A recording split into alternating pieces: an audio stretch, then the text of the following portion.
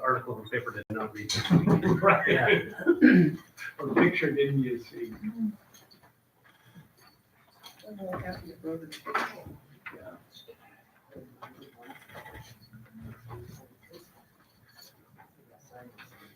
So what time do you run it?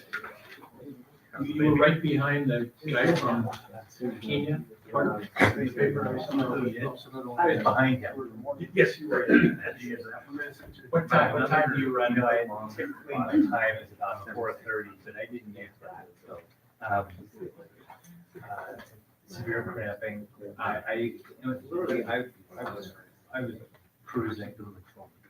I literally wanted to see times on Sunday. But then, humidity, just, I was drinking water and everything, literally, it just worked straight. I was just dripping wet, and everybody else. And all of a sudden I got cramping, just, hit me like on a freight train. I ended up walking miles 22, 23, and 24. And I got to mile 25. You can't quit. You can't crawl. But is probably is going to be put up in one of Dan's ambulances at the end of the strong.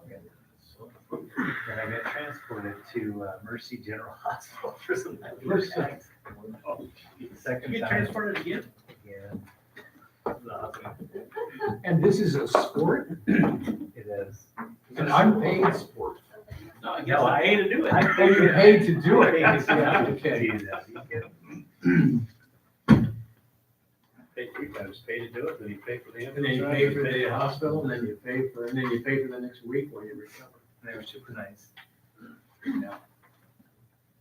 Okay, we will call to order the City of Winters Regular Planning Commission meeting for December 10th.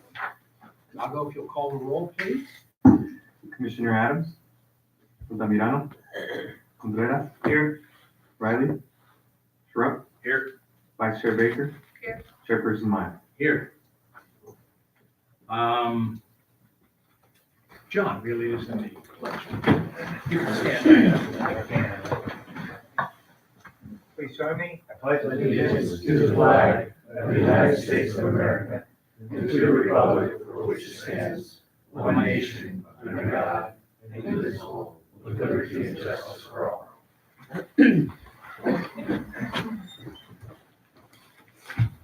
Okay, we will now have citizen input, which is anything that anybody would like to say that is not related to the 3 items or 4 items on the agenda.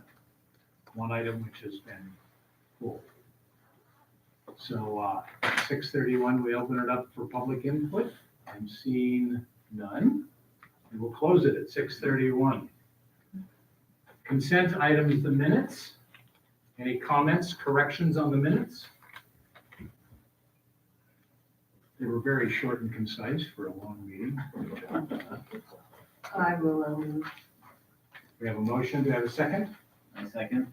Motion to second. All in favor of approving the minutes, say aye. Aye. All opposed? Passes. question, Yes. since you are removing one item from the agenda, do you want us to amend the agenda? Well, you're continuing it actually tonight when it comes up, the 4th item, so you can still keep it on the agenda, but if you continue it to January 28th, we avoid having to renotice it. Okay, thank you. Thank you for bringing that up. Okay, on to the first item, Mr. Goswell. So the first item before you tonight is a new single-family home that's going to go on Wolfskill near the intersection with Second Street. It's a custom home. Mr. Lewis is the applicant. Just a little bit of history. There was a parcel map that you approved or recommended for approval in January of 2018. This is a lot that was created as a result of that parcel map. Right, buddy. There. So this is the design of the house. I mentioned in the staff report that it's somewhat modern / contemporary. It has stucco and a wood-like finish to it. The horizontal elements that you see on the front elevation are carried over onto the garage and the fencing material on either side. It's pretty straightforward. If I can go backwards, all of the trees, or virtually all the trees, have been saved on the site. Mr. Lewis hired, I believe, an arborist to work with the trees that were there and thin them out and keep them healthy so that he could maintain them on the site. And so that's a plus. This is the other elevations that I didn't show you a minute ago. Pretty standard conditions of approval having to do with the need to submit a landscaping and fencing plan. One of the things that was overlooked by me in the staff report is we now are asking for metal posts for the fencing to increase the longevity of the fence itself. The house to the west, 105 2nd Street, currently has the most dilapidated fence of the three sides and one that's likely to need replacement rather than repair. And in the staff report, staff asked that the applicant work with that property owner, if at all possible, on the sharing of the cost, if that's something that's doable. Otherwise, the fence would still need to be replaced. And the design is really up to the applicant and that property owner as to what it will look like. And I think, yeah, that's the next item. Oops, going the wrong way. So with that, I'll answer any questions that you might have. Commissioners, questions? I'll hold my till after public comment. Yeah, Mr. Lewis is here, but I don't think he'll comment unless you have any questions. Okay. Then we will open it up for public comments on this at 6:34. Do you have anyone who would like to address this issue? Seeing none. Closed at 6:35. A brief minute. Now, Commissioner Baker. So on the metal poles, are you asking to have that condition added to the conditions of approval? So let's see what I said about, yes, well, I think we can amend the existing condition, so we'll cover that. We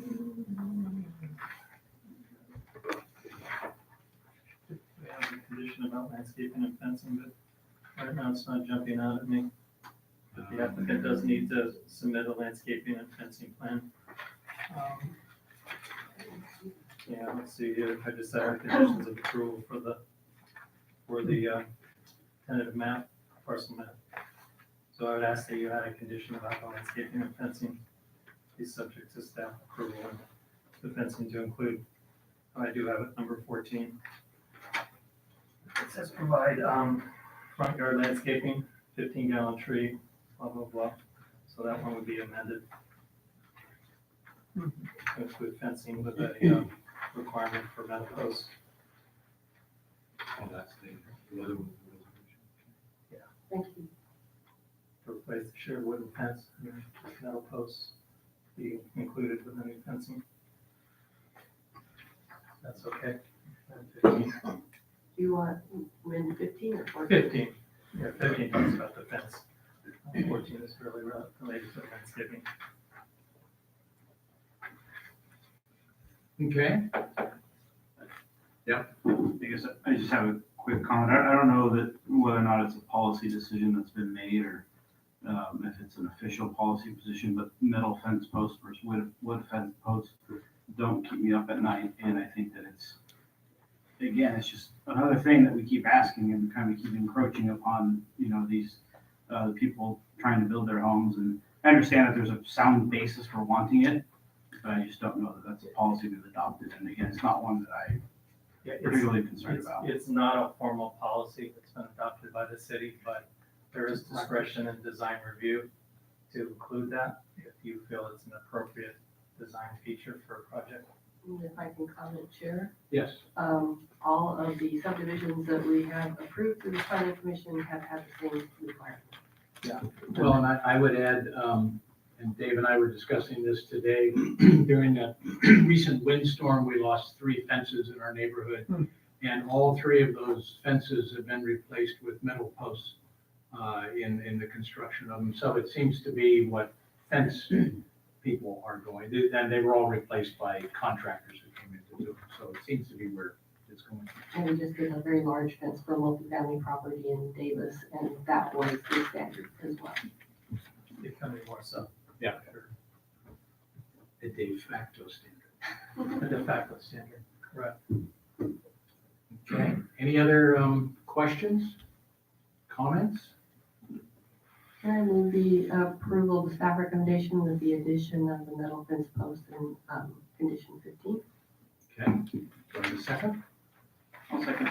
Okay, we have a motion and a second. All in favor of approving this with the amendment on the metal post on the fence, say aye. Aye. All opposed?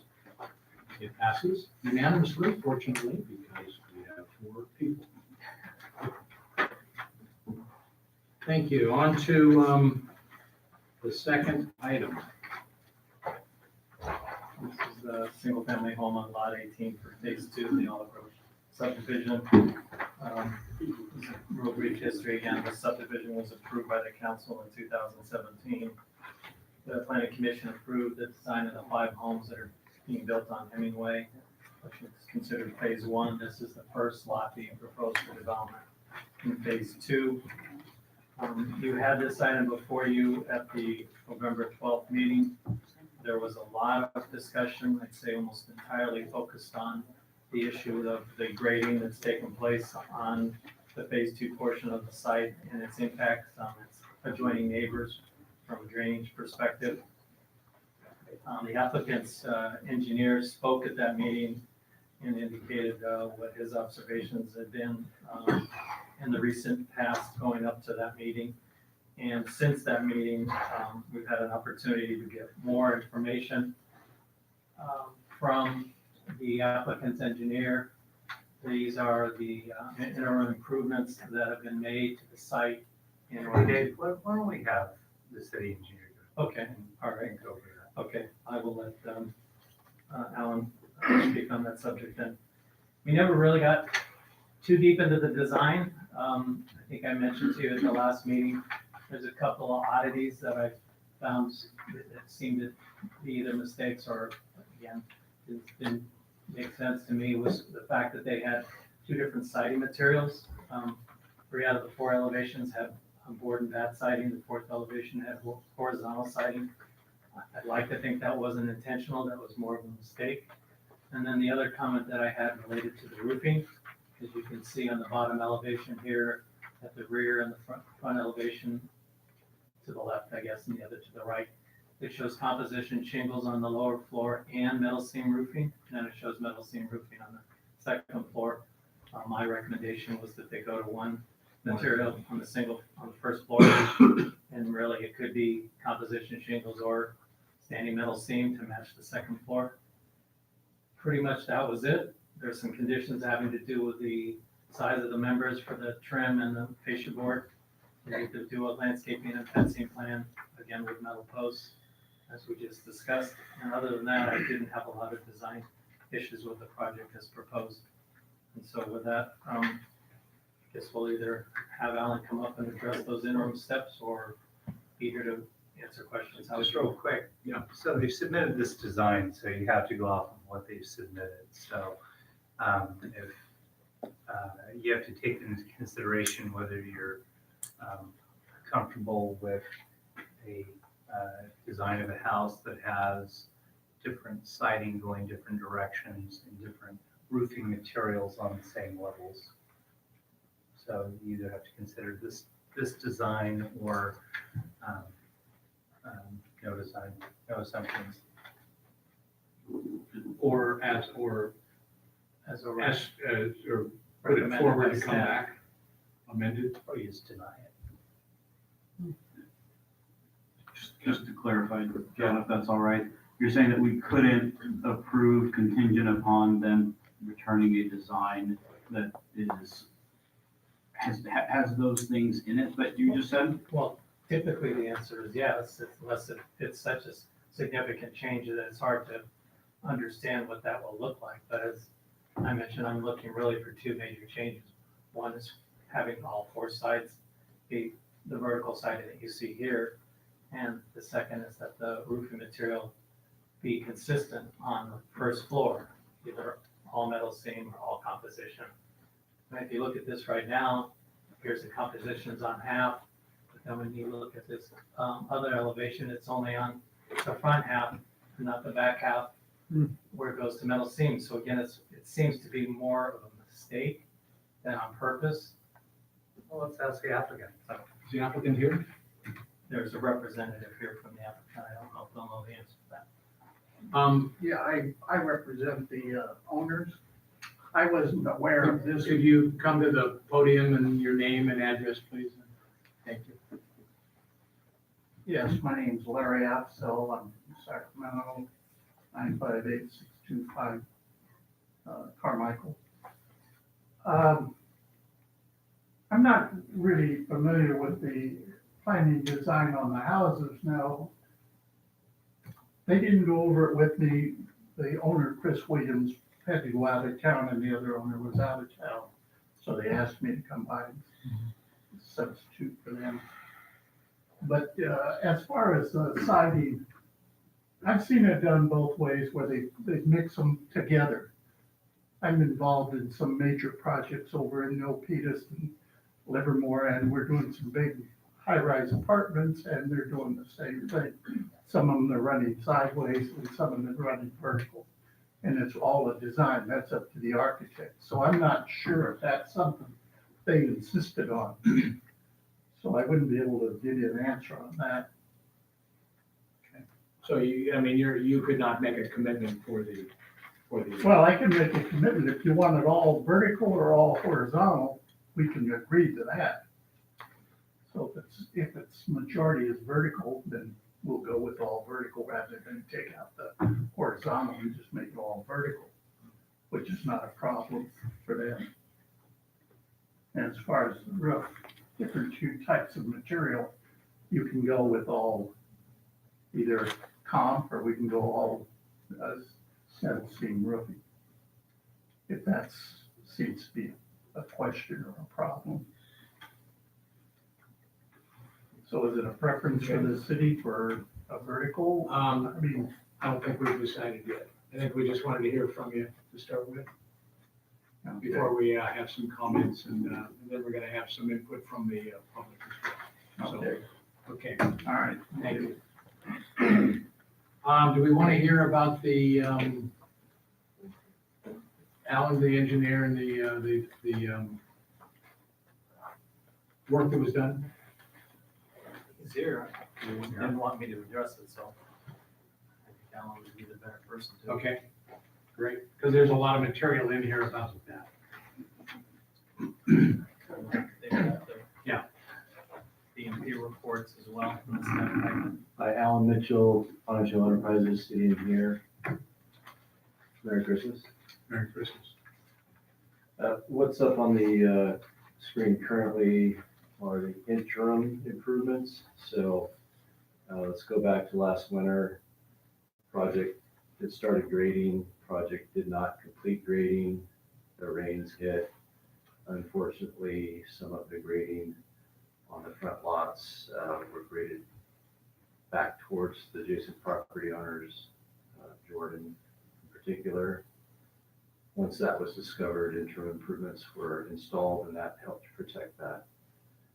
Also, the site was inundated by flows from the cemetery, which were unknown by the engineer at the time.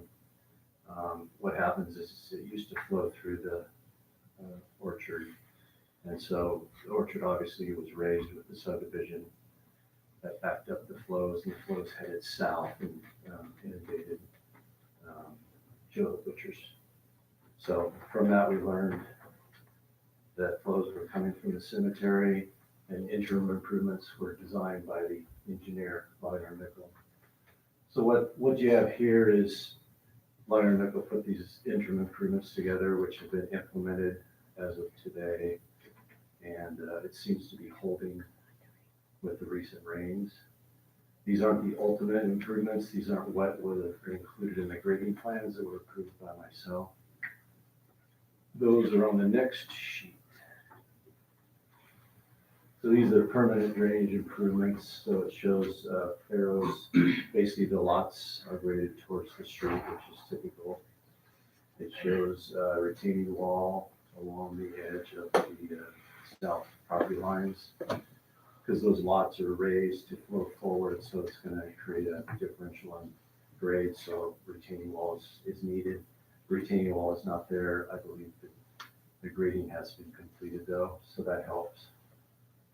Also along the cemetery, there's basically going to be a concrete swell that's gonna catch that flow and bring it into the subdivision and into the city's storm drain system, so that area will be protected. So we're pretty confident that one of the interim improvements are maintaining and protecting the adjacent property owners until the final improvements can be completed. And two, that the final improvements as designed will be sufficient to allow the subdivision to move forward. Any questions? Questions? Okay, thank you. You're welcome. And there was no, these last rains didn't flood any property that we know of? That's my understanding. I have not heard any complaints. I don't think the city manager has, and the engineer has not. Okay.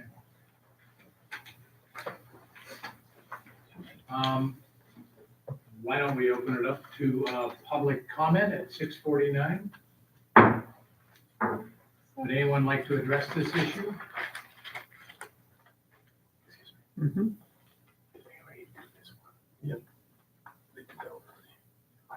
Would- He's asking about the first item. The first item, okay. And would anybody like to address this particular issue? And seeing none at 6:49, we close it. Commissioners, questions, comments? Greg? Yeah, I have one about the retaining wall. Is there gonna be some sort of a covenant on the properties to maintain it and ensure that it continues in existence after the new ownership takes control?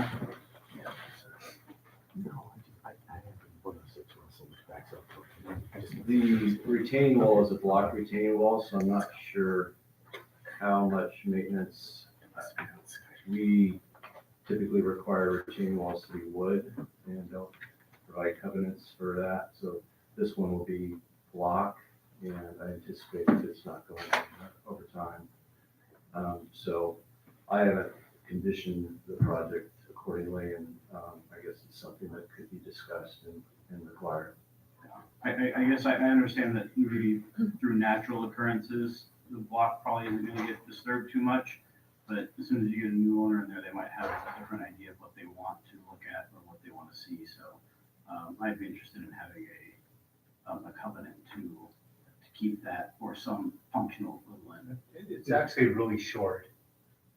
It's not like a Yeah, long it'll wall. be It's- 12 to 15 inches tall, and actually the backyard fences will be on top of it.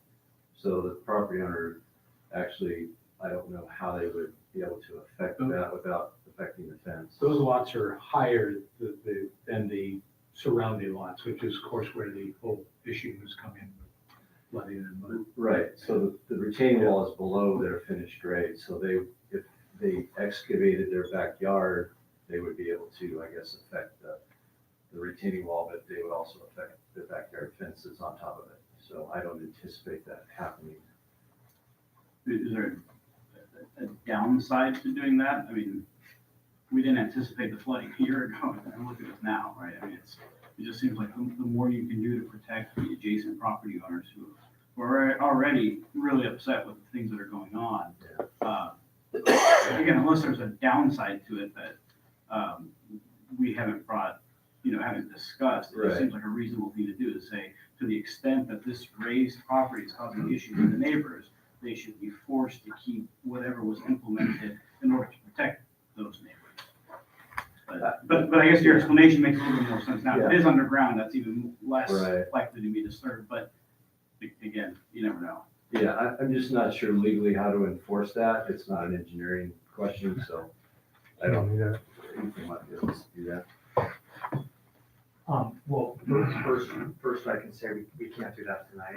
We couldn't condition design review on having a covenant relating to the wall, because it's really two separate issues. The only thing that's before you tonight, really, well, we definitely want you to have all this information, but the issue that's before you is kind of the design of the homes themselves. As to the retaining wall itself, we can look into that and see what the nature of that is. I can't tell you off the top of my head. It's the type of thing that if it was a wall that was dedicated to the city, or if it's like on the property line jointly owned by the two property owners, there may be a relationship between the two where one can't remove it without the other. But we would have to look into that to see. I just don't know and have the conditions in front of me, so I couldn't say that. And plus you've got an 18-foot retaining wall. It's gonna be basically set at grade. So 18 inch, which is set at the grade. And conceivably, if you wanted to remove it, you'd have to excavate into your neighbor's property. So you've got not only the footings, but you've also got the 18 inches that go to it. The fence is gonna be put right on top of it. So it might be quite a chore for anybody to want to take that out. And it's probably. And the other issue just to consider, which I think has been discussed at some level, I'm not sure if before the planning commission or not, but if one property floods another property owner's, if they flood their neighbor's property, then they're responsible for the damage that happens. So if someone were to take the wall out because they don't like the way it looks, but then it results in them creating a flow onto their neighbor's property, then whatever happens to their neighbor, they're ultimately responsible for that. They can get sued. So that's a significant incentive as well, not to remove the retaining wall, which is there to kind of protect both property owners' interests. Okay. Other comments, questions? I have a couple. Okay. So first of all, I definitely think that materials should be consistent, either all vertical or all horizontal, and that the first floor roof should be consistent as well. Should be composition on the first and standing metal on the cupola or whatever that is, but definitely consistent across the first floor roof. I'm assuming, it's never good to assume, but that the subdivision improvement and maintenance agreement will also be a component of this, so that we can make sure that the issues neighbors raise would be addressed in that. So, and Alan's here, but I think I can handle this one. Ultimately, that has to go to the council when the map is ready to be recorded. It hasn't been recorded. And until that happens, they can't get a building permit for this house as well. So one has to happen before the other. And to the extent that the subdivision improvement agreement addresses the changes to the grading, I leave that up to Alan, but I presume that'll be there. So once the council is ready to approve the final map for phase 2, which would then allow him to apply for permits on this house, I'm assuming all those changes will be in place. But I don't know if that answers your question, but there are ways out for getting the subdivision improvement agreement and the final map recorded. Appreciate that, thank you. Just one last comment on the retaining wall. I do housing for a living, and you can't believe what I've seen. I do think that while it might not be really possible to covenant it or to do some of the other things, I do think maybe making sure that the owners who purchase are aware of the function of the retaining wall, and because there's always somebody who wants to put a pool in their backyard and doesn't adhere to the footings. And one thing I can ask even after this offline, these houses all have to come before you for design review. These lots that have the retaining wall, lot 18, I don't believe was one of them. So you could always mention it, or I could mention it in the staff report, so then we may or may not be able to add it as a condition. I appreciate that, thank you. Okay. Dan, comments? I don't have the same questions. Okay, yeah, and I as well think that the consistency of the siding and the roof as staff has requested is appropriate. So I would ask the other commissioners, are we comfortable with letting staff oversee that change, or do we want to see it before we move on it? I trust staff to give them pretty clear instructions. Yeah, I believe staff Okay. can exercise their professional functions. Okay. Yes. I guess I have one general comment, kind of overview is, at the last meeting, there was a lot of people really upset about this. And they seem to be looking to the city and saying, do you guys let this go through?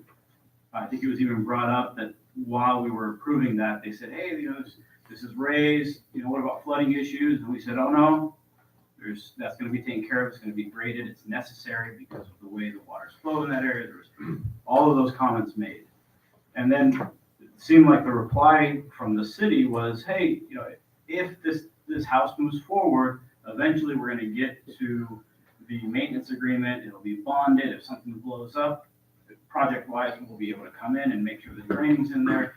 That seemed to be the rationale for why the city kind of wasn't as, I don't want to say it wasn't concerned about the issues, but it was what would allow us to move forward with the project and know that these sort of issues weren't going to happen again. But I still don't know that the underlying concern of the neighbors is really answered, which is this project's kind of a mess, quoting them. What can the city do to make sure things go forward? And is the only thing the city is going to be able to do is the maintenance agreement? I mean, that's just as a how do we respond to these neighbors who were legitimately impacted, legitimately concerned? How do we look them in the eye and say, we made the right decision approving this design, regardless of the surrounding circumstances that you guys were going through? I know it's a lot, but. Sure. Yeah, I'm happy to address that to the extent I can. So part of it is, there's a couple of different parts. So one is, well, I know there was a great deal of frustration last winter. I think part of what we did is we did take additional steps with the developer to ensure that the interim drainage improvements were put in place, which avoided flooding during this last rainy period. And so part of what we were doing is making sure that they did actually complete those steps to protect the property owners. And I think there's been some discussion about how, in this instance, there is, it's private property and they're doing work not pursuant to an agreement with us. They're doing the work in preparation to get their final map. And so that was an issue that they had with their neighbors, but we did come in because they were doing things that were inconsistent with the conditions that we put on their property.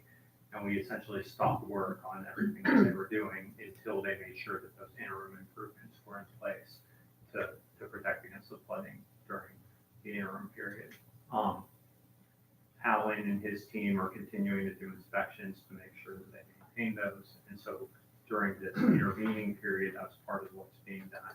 And then once they get their final map, then we have an improvement agreement that you get to ensure that now that they have actual parcels out there, if they don't get the final map within the end of, I believe it has to be by around June or so, July, then their project goes away, then they lose all their entitlements. So if they get their final map before then, though, there's these parcels out there. So we can, at a minimum, ensure that all the improvements, the street improvements, the drainage and everything else gets completed. And so that should protect the neighbors, at least to the extent that it ensures that all that is done. What happens if come July and this hasn't happened and they lose those entitlements? What happens to that property? They would lose their entitlements and it would essentially be an open. It's an empty orchard. Well, it's not an orchard anymore, but it's an empty lot. Okay, So that's, these projects, they can be a struggle sometimes, and we have to be vigilant to make sure that we're protecting our community and making sure that people are protected. Last winter, that was an extremely unfortunate event. I think we all agree, we all learned from that. And in the months leading up to this, we did make an effort to be more aggressive to ensure that those interim improvements got in place so that they could at least protect the neighbors to a degree. And I think staff is working hard to make sure that as it moves forward, the project will be implemented as effective as possible. One more thing, I think the last meeting, I think it was, Mr. Bricky commented on the status of the road, I think, by the baseball field and how tore up it was. Is anything being done about that? Is that, which one is that? I think that's Hemingway. Yeah, I'm gonna have to have Yeah. a case speak to that. Yeah, there was a trench plate for over a year on the west side, across from the baseball field. That was related to PG&E gas. They finally got that scheduled and inspected by PG&E. This week, they've been doing the electrical connection, so they're tearing up the other side of the street. So those are utility connections. Initially, when they started their project, they did the water and sewer trenches, so that was tearing it up too. But once those are all buttoned up and patched, that road should be, it's gonna be just like it was before. It's not a great road, and they're also doing frontage improvements of curb gutter sidewalk. And we keep hoping they'll get to that, now we're in winter, so I'm not sure how much they're gonna get done. Our main focus with that developer's been getting these drainage improvements implemented and protect the neighbors, so we feel pretty comfortable that that's finally happened. There's a comment. I mean, this project has been more than difficult, and I have to watch what I say, but understand this project had 3 100-year rain events in about a 30-day period, 3 of them. We also had an issue with the detention pond. Yes, we did. I think what has been way underestimated and way under discussed is the amount of water that came off the cemetery. The commission is rightfully concerned about water flowing off of people's property. Well, in this case, it wasn't that the grading caused so much more water to run off of the property. It was based on the amount of water coming off of the cemetery. The one property that had probably the most flooding issue was the cause of the water that was coming from that direction. So you combine what happened at the detention pond, the 3 100-year events A water meeting. with, you combine that with the fact that unfortunately the subdivider here didn't keep up with anything. And, I get that everybody's very frustrated about it. There's probably nobody more frustrated than the staff. I mean, literally, we have spent thousands of dollars in legal and engineering trying to straighten this thing out. And, people have a right to subdivide their properties. How are we remedying this? The project's own engineer has given us the solution. He actually gave the planning commission the solution at the last planning commission meeting. Nobody's gonna ever be grading a property here until the first thing they do is put in the retention, the retaining walls. It ain't never happening again. And, as you got it, well, you already considered the subdivision on the LDS property, but guess what? That's a condition in there. okay. It's been difficult and some of us have had to take the brunt all of this, we know every single one of these neighbors now very personally. Other comments, a motion? I still need to understand something. Okay, a question? I'm slow. What do you want? So lot 18 is the one that we're considering, and I'm confused by two different kinds of terminology, so I just want to be clear in my own mind. When we met at the last meeting, it said that there would definitely be a subdivision improvement maintenance agreement on lot 18, but now I'm hearing that that is not our purview, so now I'm confused. The subdivision improvement agreement is recorded when they do the final map. It's a condition of the council approving that. That will go along with the phase 2 of the subdivision for that. So within the design review, conditioning that is not the appropriate side. That will be picked up in the subdivision improvement agreement that will go with the second phase of the report. Right, Al, go ahead. right. The subdivision improvement agreement is a requirement so they complete any improvements that are remaining when they record their final map. But the only thing before you tonight is design review. And it's a little wonky because we can do design review at any point in the process, just so that we can give them feedback on what we want their product to look like, and make sure that it's consistent with our design standards. But it's not, it's really a separate process from the Well, I appreciate that, but I think the planning commission wants something that wants to ensure that it's not forgotten. No, and it cannot be, right, They absolutely. cannot get a And I building appreciate permit until those steps are done. Right. Even if we approve it. That's still condition 10, right? Yeah. Okay. Do I have a motion? Well, I would be comfortable moving the staff recommendation with the additions of the ensuring that the facades are consistent and that the first floor roof is one consistent building material, and that we're meeting the sort of edging and trim requirements that are standard. So the only way I would rewrite one is say that the entire lower floor, either composition shingles or standing mills. Yes. I would accept that. I actually, if we could hold that thought for a moment. And I failed to look at one of my notes. In number 13, it talks about an on-site flood control facility. What, is that kind of just standard language that goes in, or is there something actually on this development? These are all from the subdivision map itself. And so Alan again would have to answer those, but I believe they're somewhat standard. Okay, so there's not actually, this is not like there's no retention pond or Correct, anything? correct. like that. Okay. Okay, so that's just kind of boilerplate language that Yes. got in there. Yes. Okay. Sorry, go ahead. So we have,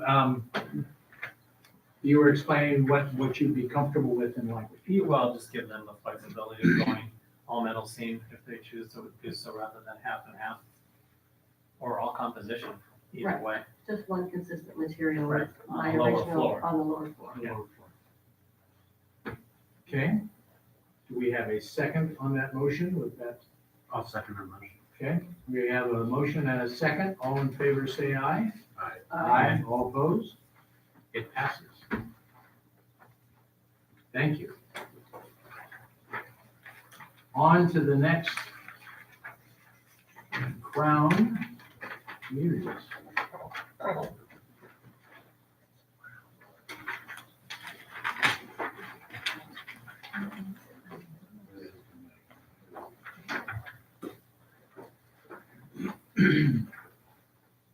Okay, so the item before you tonight, has been before you as recently as your last meeting.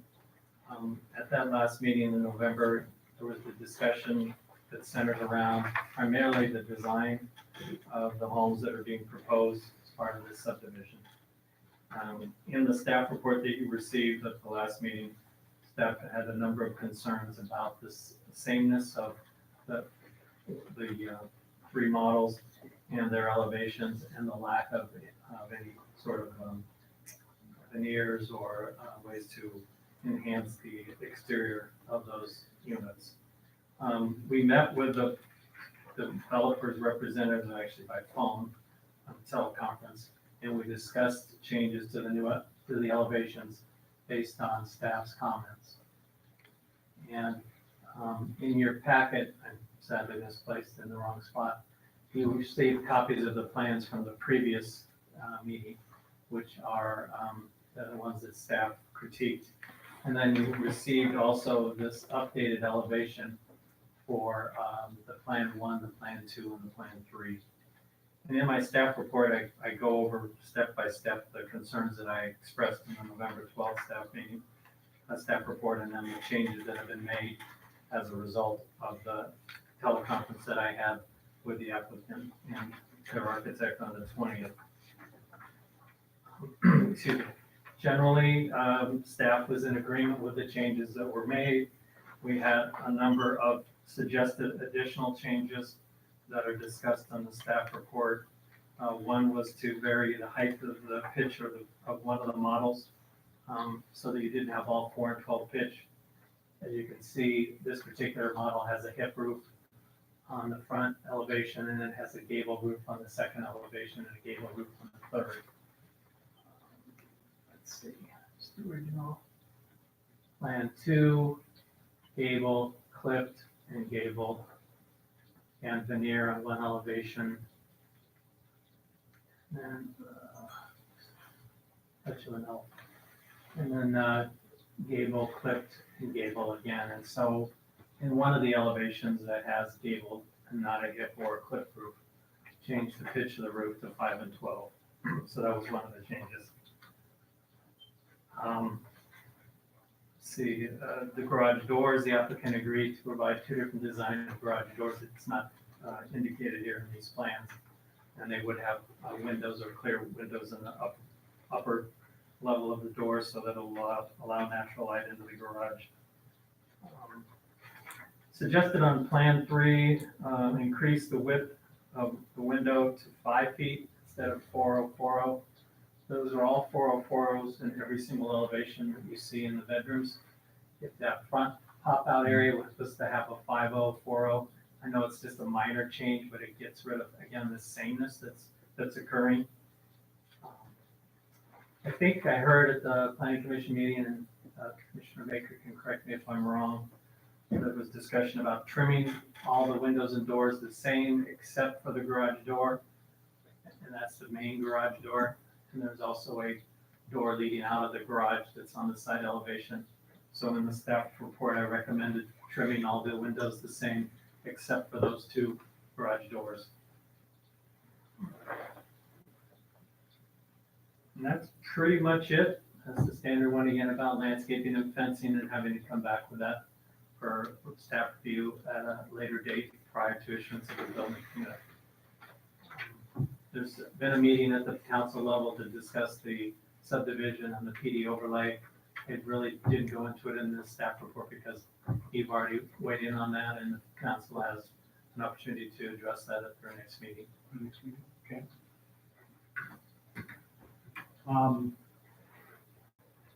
Comments? We'll wait till after. Okay. It's 5 o'clock. 7:50. It's It's a timer. 7:50. It's a timer. We will open it up to public comment. Anyone like to make a public comment regarding this? The applicant gets to make comments at another time. Oh, okay. Okay. It's been a long day. Okay, now, you'll get your chance. Soon. Okay, yeah. And seeing none, we'll close it. We don't need a timer, it's gonna go funny. Thank you, John, for having that booth there. The comments. Okay. Now, why don't we hear from the applicant? Thank you. And we'll keep it concise. Can I just have it from here to be a lot quicker?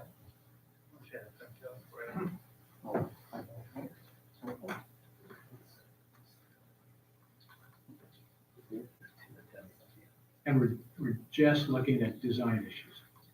Yes. Can I just do it from here? Okay. All right, so, Diego, if you, hi, Camtac Art Ground Development, thank you for your time again. Pull up the first slide. Just want to go over a little quick overview. These were the original 9 elevations that we started off with. Okay, go to the next slide. So what we did is we met with, actually we had a teleconference with our architect and Dave. And, you know, during our collaboration, and our architect and Dave, they basically said, you know, what we'll do is there's some that we'll keep and there's some that we're going to modify. So the ones that are labeled keep, those are the ones that we kept, and all the ones that we modified are in yellow. Okay, go ahead. Okay, so basically, up above here, the original elevation on the top there had the gable, and now that's been changed to a hip. On the one on the bottom, the original was strictly a gable, and now what we've done is we've added stone veneer that would wrap around as well. Okay, good. Also, so this was the finished product that after we made the changes, those are the 3 elevations. So, you know, there's that sameness, if you will, is no longer there, in my opinion. Next slide. Then in addition, there was a 4th elevation for this plan 1 because we had to create an enhanced elevation. So the front elevation on this particular one, there's hip ends on that plan. What you see on the bottom right there is a view that you'll see along Anderson. Okay, so there's extra windows that are added and shutters. This elevation will also be visible in the interior of the subdivision on lot 15 as well. Okay. For plan 2, originally on the left was just a gable. Now we have stone. Okay. And Dave, I don't know if you've got this document yet, but that is a selection of stone that the color scheme, you know, based on our decorator, is recommending that. I'm open to that as we move forward. On the left, the elevation, on the bottom left, that elevation turned into what's called a Dutch hip to give it a different roof line. So next one, sir. On plan, okay, I'm sorry. So plan 3, again, those 2 the bottom elevation we kept, and you know, this is the finished product for this plan 2. Okay, so the next one. Plan 3, I'm sorry, is this plan? Yeah, plan 3, the one elevation that we changed is, again, we incorporated that Dutch hip to make it look a little bit better and also added stone. Okay, go next one. Okay, so that's what the finished plan 3s look like. We didn't get time to, it takes usually about 4 to 6 weeks to get these colorized, and there was just no way to do that. So let's go to the next slide. So basically, you know, we're in agreement with all of staff's recommendations. On item number 2, what we did want to request is rather than a 1 year for the design review to expire, just kind of where we're at in the development of this project. We don't have improvement plans going yet, so there's still a lot of things that need to get done. You know, our ask right there is to have the design approval expire in 2 years instead of 1 year. Okay, with weather, improvement plans, and all these processes that have to take place, it makes it pretty difficult. On item number 11, We were asking that, that was just a correction for, it was actually, yeah, it was a typo. Yeah. Okay, and then on plans, 1C, 2C, you know, we accept that. On plan 3, all the elevations get to 5 feet, we accept that, okay? All windows and doors with the same trim except for the garage door, which will have no trim. Our ask for this is to not have to have trim on the rear or side windows. I mean, in the community right behind this, which is even a, you know, a $500,000 price point, we're not trimming windows in the backs of those or on the sides of those as well. With respect to lot number 18, we just asked that that particular design not require any masonry veneer. Because the veneer itself adds about, you know, about $4,000 to the price point of the house. Okay, so that's our ask. We're willing to accept whatever you guys decide, but that's our ask. Next slide. Thank you very much. Okay, If there's any questions, I'll be happy to answer. yes. Do you want to ask questions? I'll go ahead, even though Bill taught me not to. So the wainscoting needs to be wrapped around the, to the side yard fence and entry door. We're in agreement on that? Yeah. Okay, that's it, yeah. Mhm. And then changing the roof pitch, Yes. is that covered under that? Okay, Yeah. okay, just wanted to make sure. On, The on, 405, on, the 405, on okay. 3 elevations. Okay. Other questions? I have a comment. and a question. Other comments, questions, observations? So my first comment goes back to the last meeting we talked about trim. I do think that we said that trim wasn't gonna carry to the rear side or the not visible sections. So, I'm fine if they're in the rear, not trimmed. The only exception then if you do that Of the is enhanced elevations, yes. And I'm not really sure whose purview it is to talk about 1 year or 2 year expiration dates. That's my I believe you question. can approve it for 2. If not, I ministerially can agree to an extension after the first year. He simply just has to request it, and I can, if he gives me a justified reason, which he's already done, I would extend it for a year without having to bring it back to you. Either way. Thank you. Okay. Comments, questions? Okay. I think the 1 year and then with the 1 year extension, working with, yes. Can I interject? We would appreciate if we could get 2 years right now, because for us, you know, because again, it's more dollars, it's more risk. And if we're already basically agreeing to it tonight, you know, for all I know, Dave is gonna be in Hawaii for 1 year, and never come back to Winters. I would appreciate if we could just document 2 years today. It's within your purview to give it. Okay. I would just change the condition to reflect. All right. Comments, questions, motions? A lot of words. Any more questions for me? No, I think that's it. Thank you very much. Thank you for Ken. your time. Thank you for your concise presentation. I would like to make a motion. Okay, I would like to move the staff recommendation and the changes agreed to by Crown and the city, including the 4050, the elevation change, the trim and enhanced elevations front, but not to the rear, and the change in roof pitch on the agreed upon units. And I would propose amending the condition from 1 year to 2 years. And that's my motion. okay. We have a second. I'll second. We have a motion. We have a second. All in favor, say aye. Aye. All opposed? It passes. Congratulations, gentlemen. Nothing to it. And then we're Yeah, just carrying over? till the January 28th, which is actually your next regularly scheduled meeting. Okay. I just simply ran out of time to try to compare the new state law to what our existing ordinance says and then inserting the changes where they needed to be inserted. Okay.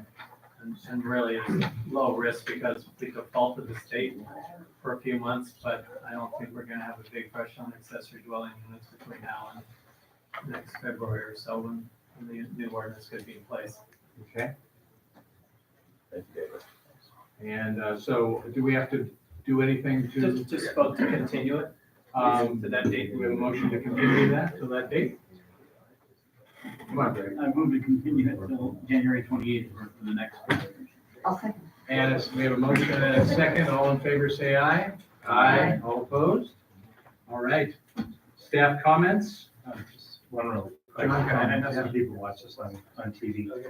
Tonight, CBS Channel 13 in Sacramento, in their 5 o'clock broadcast, put something that was patently not accurate. There was a computation that has been pushed on our police department's social media, on the city social media, on the Winter School District social media. Yesterday, there was confrontation between a couple of juveniles. There was an allegation that there might have been a firearm that was seen. Our police department went, contacted the victim, the suspect, did pretty thorough searches. There's never been a confirmation that there was a firearm that was involved. CBS Channel 13 did not even contact our police department about this, even though our social media reporting this, what the school district has reported to the parents of all the students. Our police department has outreach to Channel 13. I don't know how many people watch, 5 o'clock versus the 11 o'clock, but they said, well, they found that odd that their reporter didn't do that, but not accurate. The Winters Police Department is absolutely standing by the investigation that they've done, what we've pushed out on our social media. We think that the Winters School District has been very responsible in their overall response to this. And, this is one of those, what the heck? The report came out, we specifically made our police department available to them. They never contacted us for some reason, just very irresponsible, but, typical. Okay. We have 3 people running for 2 city council seats in the March election, right? 2 people pull papers. Okay. And I'll confirm. So we will have we'll actually have a race to see who wins that. Okay, other comments, staff comments? Well, I would like to thank the Winters Friends of the Library and all the volunteers and everyone for a really great holiday festival. It was really well attended and it was a really fun time. And despite the threat of rain, quite the amazing trash truck parade. Really enjoyed that as well. I did see some discussion about parking in the downtown area, so I do know there were some parking rights, but maybe working on some kind of messaging for next year to help people find those places would be good. And have none of these people ever been to a parade? I mean, no, I want the same argument to be made in Pasadena. Yeah. I want the same argument to be brought up. We had a in great time. Pasadena. It was always assumed that a major event, of which this is now one of our biggest, would push our capacity. So, okay, with that, at 7:32, the meeting is adjourned. Thank you all. Have a very Merry Christmas. Oh, and the meeting's back in order because we need to talk about Lisa, who was recognized as, and see, now I don't have the title right, of District 4, District 3, Woman of the Year by Gary Mendy. and Congressman Garamendi, and she received that award and was nominated by people here in Winters, and is something we should all be very, very proud of. Congratulations. That's a terrible notes. Now we're adjourned, 7:32. Lisa, you been to the Rose Parade? I have And then you had